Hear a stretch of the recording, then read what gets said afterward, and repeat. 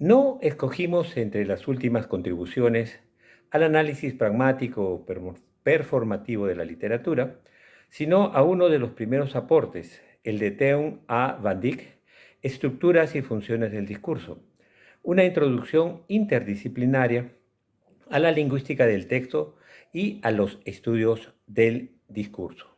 Este libro recoge las conferencias realizadas por el autor en la Universidad de Puerto Rico, su Facultad de Humanidades, en abril de 1978 y publicados en español por Siglo XXI en 1980.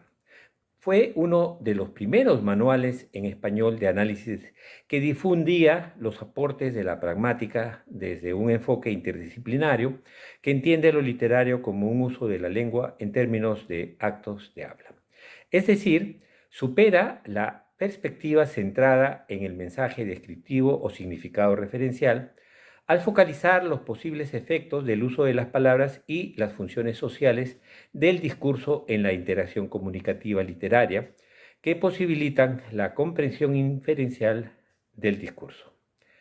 En lugar de centrarse en el tema, información oracional conocida, se concentra en el rema, información nueva o implícita, de una semántica cognoscitiva que supera a la semántica gramatical por restrictiva y limitada. Un discurso estético no tiene un solo tema o asunto, sino posiblemente una secuencia de temas o asuntos que se expresan también en un resumen del discurso. Podemos encontrar un tema en un párrafo, en una página o en un capítulo, así como en un libro entero, según el nivel de globalidad que se escoja para caracterizar el contenido del discurso. Del mismo modo, como un enunciado concreto en una conversación no puede ser comprendido plenamente, por ejemplo, no te paltees, por el hablante solo con el conocimiento de la gramática y la semántica de la lengua, así el lector que pretende sorprender, comprender y analizar un acto de habla literario específico debe poseer vasta experiencia sociocultural en las prácticas conversacionales sociales. Solo así puede descifrar el efecto mental específico que genera en el interlocutor para su plena comprensión de su acción o función comunicativa. En tal sentido, el análisis, más que interpretar sintáctica y semánticamente el enunciado, definitivamente el error que se comete muchas veces, debe explicar su sentido o su significación en el devenir de una tradición literaria y artística. Vivencia que ninguna inteligencia artificial puede asumir porque carece de corporalidad y conciencia de los límites de la propia vida. La información y su posible nueva combinación no consigue la innovación creadora del arte literario, su perspectiva disidente y crítica que constituye la esencia de la sabiduría humana. Todo cuento posee un esquema narrativo denominado superestructura que caracteriza su forma global como discurso. Este define el orden y las relaciones o reglas de su conformación como relato para su lectura crítica. El título del texto aparece como el primer punto del análisis porque conduce a evitar la visión limitada, semántica y sintáctica al propiciar recuperar una macroestructura como en una historieta permite asumir la sucesión de viñetas o escenas como una unidad. La significancia o totalidad de efectos de sentido, en tanto conjunto estructurado, es recuperada y posibilita superar la óptica semántica que solo especifica las reglas abstractas y la interpretación aislada de las oraciones del texto, pero no da cuenta de todos los procesos cognitivos utilizados en la producción indispensables para una comprensión del discurso en acto.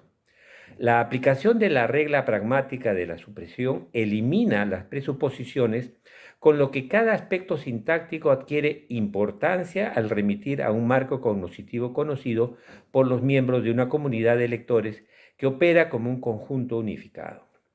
Esto explica cómo breves textos como los relatos de Monterroso, con el mismo significado o mensaje, tema, renueven sus interpretaciones en el devenir histórico y simultáneamente posibiliten inferir efectos innovadores, remas, constantes en cada encuentro estético o configuración del orden sensible inherente al uso estético de la palabra. El secreto consiste en el contexto social donde se inserta la lectura del discurso que determina las variaciones socioculturales en la continuidad de su recepción.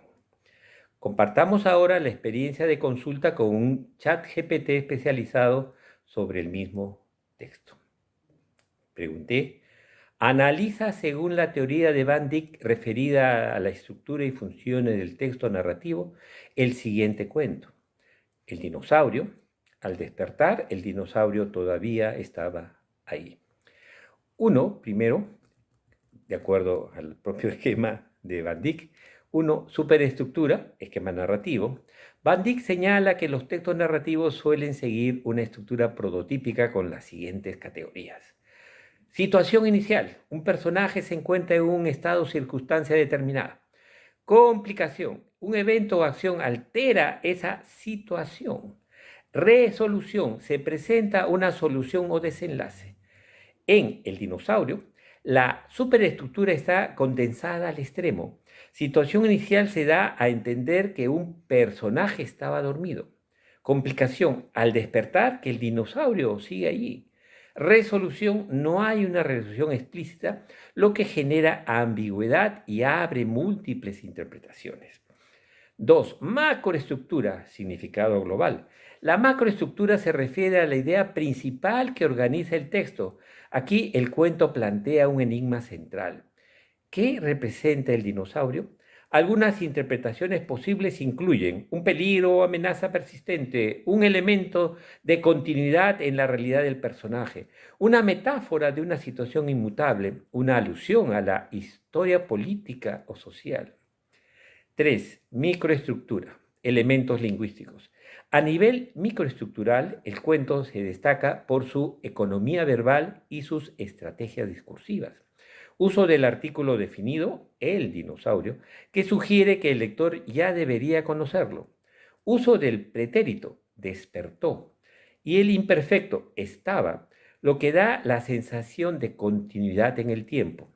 Oración breve y sencilla, pero con un impacto significativo en la interpretación. Conclusión. Desde la perspectiva de Van Dyck, el dinosaurio presenta una estructura narrativa mínima, pero funcional en la que la omisión de información esencial invita a la interpretación activa del lector, su superestructura sigue el esquema narrativo básico, su macroestructura es abierta y polisémica, y su microestructura destaca por la concisión y el uso de recursos lingüísticos que generan ambigüedad y profundidad. Fin de la respuesta del chat GPT. Podemos confirmar que la respuesta de la inteligencia artificial, a pesar de acceder a información más especializada, se limita al contenido explícito y referencial de las fuentes. Lo interesante de la solución radica en que ilumina un rasgo de todo uso de los datos sin mediación humana. Carece de valoración de una conciencia histórica al considerar en términos abstractos la información validada solo por su presencia en la memoria. Por ejemplo, el esquema situación, complicación, resolución adquiere consistencia específica y sentido en las diferentes etapas del proceso de la tradición literaria, lo que se obvia al indicar solo su condición abierta. Los cuentos de Monterroso, anclados en la modernidad narrativa, transforman precisamente la fábula al transferir al lector el inferir la moraleja del género. Esto no implica una conclusión abierta, sino todo lo contrario, explicitar lo comunicado, pero no lo dicho. Asimismo, la resolución, el punto de la resolución, ¿no? Evidentemente nos plantea un punto esencial, que es que no hay, evidentemente, una conclusión abierta, sino todo lo contrario. Explicita lo que se ha comunicado, pero no se ha evidenciado. Asimismo, la solución manifiesta el trabajo fracasado, ¿no? Inconcluso, de lo que podemos llamar este chat GPT en relación al uso simbólico perlocutivo del lenguaje literario, focalizado en el efecto estético que pretende generar, que la condición impersonal y referencial de la respuesta no considera, al asumir que el discurso literario no se diferencia del uso comunicativo referencial, descriptivo y constatativo, motivo por el cual enuncia de modo general información deducible que ocultan la función crítica y disidente del discurso literario, al enfatizar en la figura del dinosaurio como enigma central, entre comillas, diversidad de significados, un peligro o amenaza persistente, un elemento de continuidad en la realidad del personaje, una metáfora de una situación inmutable, una alusión a la historia política o social, etc. En el estadio actual de la actividad creadora, el lenguaje simbólico del arte y la literatura es un lenguaje de la ficción.